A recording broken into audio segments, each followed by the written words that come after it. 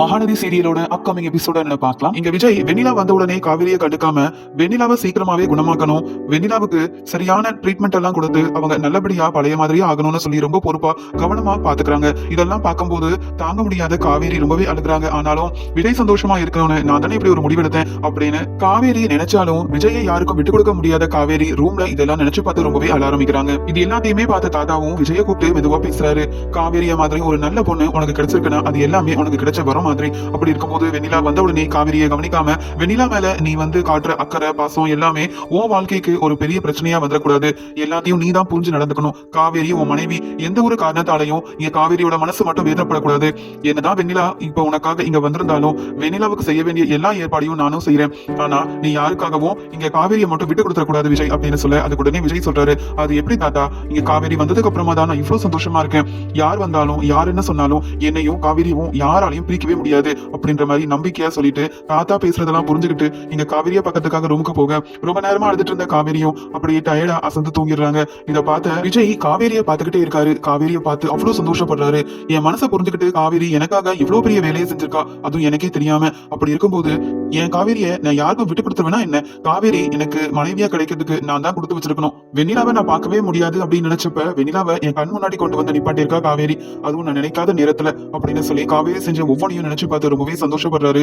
இங்க விஜயும் அதே மாதிரி காவேரியை பார்த்து சொல்றாரு, நீ நல்ல ரெஸ்ட் எடு காவேரி, எப்பயுமே உன்னையும் என்னையும் யாராலையும் பிரிக்க முடியாது. என் மனைவி மட்டும் இல்ல, என் வாழ்க்கையை நீ தான் காவேரி அப்படின்னு சொல்லி காவேரியை பார்த்து ரொம்ப சந்தோஷப்பட்ட விஜய் காவேரிக்காக ஒரு லெட்டரையும் எழுதி வைக்கிறாரு. நீ நல்லா ரெஸ்ட் எடு காவேரி, நான் வெண்ணிலாவை கூப்பிட்டு ஹாஸ்பிட்டல் வரைக்கும் போயிட்டு வரேன். நீ எதை பத்தியும் யோசிக்காத. என் வாழ்க்கையில நீ வந்ததே ஒரு பெரிய வரம் தான். அதனால நீ என்ன நினைச்சுலாம் கஷ்டப்படாத. காவேரிக்கு சீக்கிரமா குணமாகணும்னு நினைக்கிறது என்னவோ உண்மைதான். ஆனா நீயும் என் கூட கண்டிப்பாவே இருக்கணும். நான் வெண்ணிலா மேல அக்கறையாவும் பாசமாவும் நடந்துக்கிறேன்னு சொல்லி உன்னை கண்டுக்காம இருக்கேன்னு மட்டும் நீ நினைச்சிடாத. எனக்கு நீ மட்டும் தான் முக்கியம் காவேரி அப்படின்னு சொல்லி காவேரிக்கு பாசமா ஒரு லெட்டர் எல்லாம் எழுதி வச்சுட்டு அங்கிருந்து வெண்ணிலாவையும் கூட்டிட்டு அப்படியே ஹாஸ்பிட்டலுக்கு கிளம்பணும்னு சொல்லி கிளம்பிடுறாரு விஜய். இது எல்லாத்தையுமே யாருக்கும் தெரியாம பாத்துட்டு இருந்த ராகினி, இது என்ன புதுசா இருக்கு, எப்படியோ அந்த வெண்ணிலா வந்ததுக்கு அப்புறமா விஜயும் காவேரியும் பிரிஞ்சிருவாங்க, நாம நினைச்சது எல்லாமே நல்லபடியா நடக்கும்னு பார்த்தா இந்த விஜய் இந்த காவேரிக்காக இவ்வளவு பாசமா ஆசையா லெட்டர் எல்லாம் எழுதி வச்சுட்டு போயிருக்காருன்னு லெட்டரை படிச்சு பார்த்த உடனே ரொம்ப கோவத்துல இவங்களை பிரிக்க முடியாது போல. ஆனா இந்த ஒரு பிரச்சனையை பெருசாக்கி காவேரி மனசுல விஜய் எவ்வளவு பாசமா இருக்காரோ அது எல்லாமே ஒண்ணு இல்லன்ற மாதிரி செய்யணும். இங்க வெண்ணிலாவும் விஜயும் தான் சேர போறாங்கன்ற மாதிரியே காவேரிக்கு தெரிய வர காவேரி தானாவே விஜயை பிரிஞ்சு போகணும். அந்த மாதிரி எல்லாத்தையும் பார்த்து பார்த்து செய்யணும் அப்படின்னு விஜய் எழுதின லெட்டர் கண்டிப்பா காவேரி படிக்கவும் கூடாது, காவேரிக்கு தெரியவும் கூடாது. விஜய் தான் மேல பாசமாவே இல்லன்னு தான் காவேரி நினைக்கிறோம் அப்படின்னு நினைச்சிட்டு விஜய் எழுதி வச்ச அந்த லெட்டரை கிழிச்சு காவேரி விஜய் எழுதின லெட்டரை படிக்க கூடாது அப்படின்றதுக்காகவே இப்படி எல்லாம் செஞ்சுறாங்க. ஆனா காவேரிக்கு இது எதுவுமே தெரியாததுனால காவேரி நல்லா ரெஸ்ட் எடுத்துட்டு எந்திரிச்சு பாக்குறாங்க. விஜய ரூம் எல்லாம் தேடி பாக்குறாங்க. ஆனா இங்க விஜய் காவேரி கிட்ட சொல்லாமையே வெண்ணிலாவை ஹாஸ்பிட்டலுக்கு கூட்டிட்டு போயிருக்காங்க அப்படின்றது இங்க தாத்தா மூலமா தெரிய வருது. இதெல்லாம் பாக்குற காவேரிக்கு தாங்கவே முடியல. என்கிட்ட சொல்லிட்டாவது கிளம்பி இருக்கலாமே, அப்படி இல்லைன்னா வெண்ணிலா தான் முக்கியம், நீ வேண்டானாவது சொல்லிடலாமே. அப்படி இருக்கும்போது நான் கூடவே இருக்கும்போது வெண்ணிலா மேல இவ்வளவு அக்கறையாவும் இவ்வளவு பாசமாவும் இங்க பாத்துக்கிறதெல்லாம் பார்க்கும்போது விஜய் செய்யற ஒவ்வொன்றையும் பார்க்கும்போது என்னால தாங்கிக்க முடியலன்னு ரொம்பவே அழ ஆரம்பிக்கிறாங்க காவேரி. இதை பார்த்த உடனே அங்க வந்த ராகினியும் ரொம்பவே சிரிக்கிறாங்க.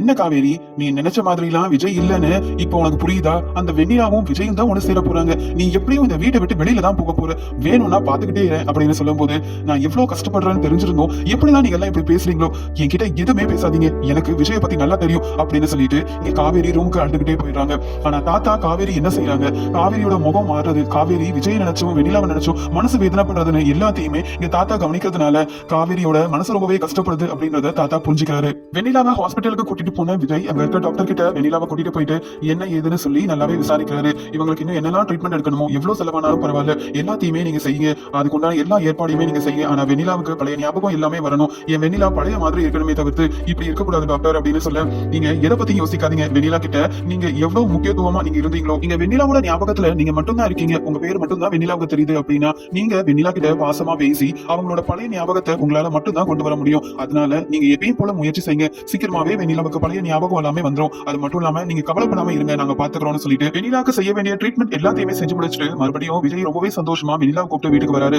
இதை பார்த்த தாத்தாவும் சொல்றாங்க, என்ன விஜய், என் டாக்டர் என்ன சொன்னாங்கன்னு கேட்க, வெண்ணிலாவுக்கு சீக்கிரமாவே ஞாபகம் வந்துருமா தாத்தா, அது மட்டும் இல்லாம நான் எப்படி வெண்ணிலா கிட்ட முன்ன இருந்தனோ அதே மாதிரி பாசமாவும் இங்க வெண்ணிலா கிட்ட நான் ரொம்ப அவளுக்கு பிடிச்ச மாதிரியும் நடந்துக்கணும்னு டாக்டர் சொல்லியிருக்காங்க. இப்படி எல்லாம் நான் செஞ்சா வெண்ணிலாவுக்கு பழைய ஞாபகம் எல்லாமே வந்துடும் அப்படின்னு சொல்றதை சொல்றதை கேட்டு நான் ரொம்ப சந்தோஷமா இருந்தேன் தெரியுமா தாத்தா அப்படின்னு சொல்ல, நீ என்னவோ சந்தோஷமா இருக்க, ஆனா உன் வாழ்க்கையில வந்த காவேரி இப்ப எந்த நிலைமையில இருக்கான்னு கொஞ்சம் யோசிச்சியா அப்படின்னு கேட்க, ஏன் தாத்தா காவேரி நான் கிளம்பும் போது நல்லா ரெஸ்ட் எடுத்துட்டு இருந்தா, காவேரி நல்லா தானே தாத்தா இருக்கா அப்படின்னு சொல்ல, என்ன விஜய் பேசிட்டு இருக்க, நீ காவேரி கிட்ட சொல்லிட்டு தான் இங்க வெண்ணிலாவை கூப்பிட்டு ஹாஸ்பிட்டலுக்கு போனியான்னு கேட்க, இல்ல தாத்தா ஒரு லெட்டர் எழுதி வச்சுட்டு போனேன், ஏன் காவேரி இதை பாக்கலையா, அது மட்டும் இல்லாம காவேரி ரெஸ்ட் எடுக்கும் போது நான் எதுவும் செய்ய வேண்டாம், அவளை கூப்பிட்டு அவ தூக்கத்தை வந்து இது பண்ண வேண்டாம் அப்படின்னு தான் கிளம்பிட்ட தாத்தா அப்படின்னு சொல்ல, நீ வெண்ணிலா சீக்கிரமா குணமாக்கணும் அப்படின்னு ஆசைப்படுற மாதிரியே நாங்களும் நினைக்கிறோம், அது எல்லாமே சரிதான், ஆனாலும் காவேரியை பத்தியும் நீ கொஞ்சம் யோசிக்க வேண்டாமா, வெண்ணிலா வந்ததுக்கு அப்புறமா உன் கவனம் பாசம் எல்லாமே வெண்ணிலா மேல இருக்கே தவிர்த்து காவேரியை பத்தி நீ நினைக்கிற மாதிரியே தெரியலையேப்பா, என்னதான் காவேரி மேல பாசம் வச்சிருந்தாலும் அதை நீ வெளியில காமிச்சா மட்டும்தான் காவேரி மனசுல விட ரொம்ப சந்தோஷமா இருப்பா, அதை நீ முதல்ல புரிஞ்சுக்கோ, முதல்ல வெண்ணிலாவை நாங்க கவனிச்சுக்கிறோம், நீ கவலைப்படாத, வெண்ணிலாவுக்கு தேவையான எல்லாத்தையும் நாங்க பார்த்து பார்த்து செய்யறோம், உன் வாழ்க்கையில நீ வெண்ணிலாவை நேசிச்சிருக்கலாம், ஆனா இப்ப உன் வாழ்க்கைனா அது காவேரி மட்டும்தான், அதனால நீ போய் காவேரியை பாரு, காவேரி கிட்ட பாசமா பேசு, காவேரி உன் கூட நேரம் செலவு செய்யணும் அப்படின்னு அவ விரும்ப மாட்டாளா,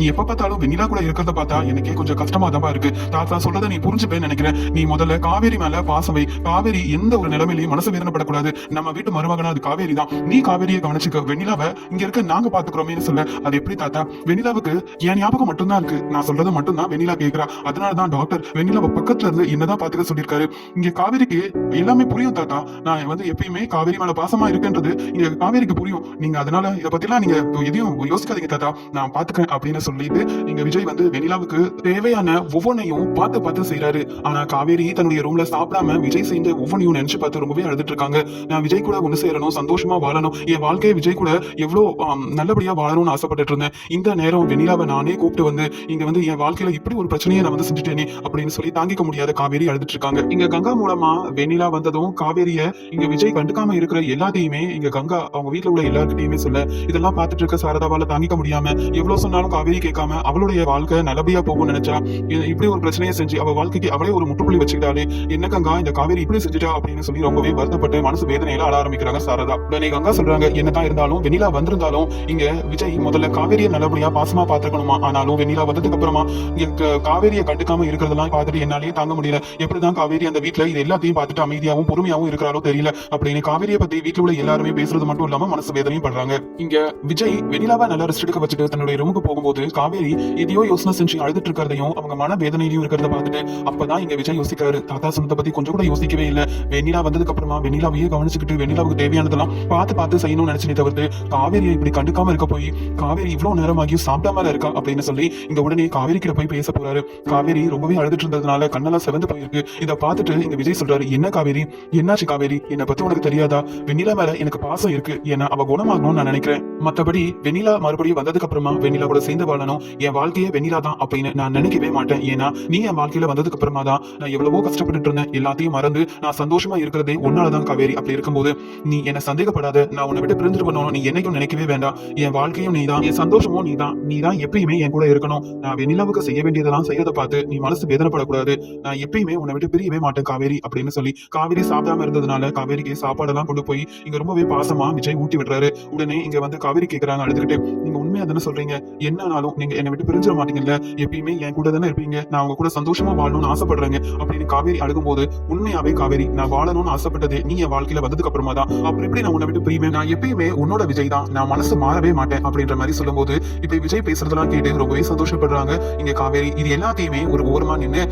பார்த்து கேட்டுக்கிட்டே இருக்காங்க ராகினி யோசிக்கிறாங்க, நாம என்னென்னவோ நினைச்சோம், இந்த விஜய் எழுதி வச்ச லெட்டர் எல்லாம் கிழிச்சு போட்டோம், காவேரி அதை பார்க்க கூடாதுன்னு நினைச்சோம், ஆனாலும் இந்த விஜய் காவேரியை பிரிக்க முடியாது போல, இந்த வெண்ணிலா வந்ததுக்கு அப்புறமா விஜய் தன்னுடைய மனசை மாத்திப்பாரு, காவேரி கூட கண்டிப்பா சந்தோஷமா வாழவே மாட்டான்னு நினைச்சா, ஆனா இந்த விஜயோட மனசு எல்லாமே இந்த காவேரி மட்டும் தான் நிறைஞ்சிருக்கிறா, அதனால இவங்க ரெண்டு பேரையும் பிரிக்கவே முடியாது போல அப்படின்னு இந்த காவேரியும் விஜயும் சந்தோஷமா இருக்கிறது ரொம்பவே சந்தோஷமா இருக்கிறத பார்த்துட்டு தாங்க முடியாத இந்த ராகினி கோவத்துல ரெண்டு பேரையும் முறைச்சு பார்த்துக்கிட்டே இருக்காங்க, ஆனா விஜயும் காவேரியும் எப்பயும் போல ரொம்ப சந்தோஷமாவே பேசிட்டு இருக்காங்க. இன்னொரு பக்கம் தாத்தா யோசிக்கிறாரு, இந்த வெண்ணிலா நம்ம வீட்டுக்கு வந்ததால காவேரியோட வாழ்க்கையில எந்த விதமான பிரச்சனையும் வர நாம விடவே கூடாதுன்னு சொல்லி காவேரியை பத்தியே யோசிக்கிறாரு தாத்தா.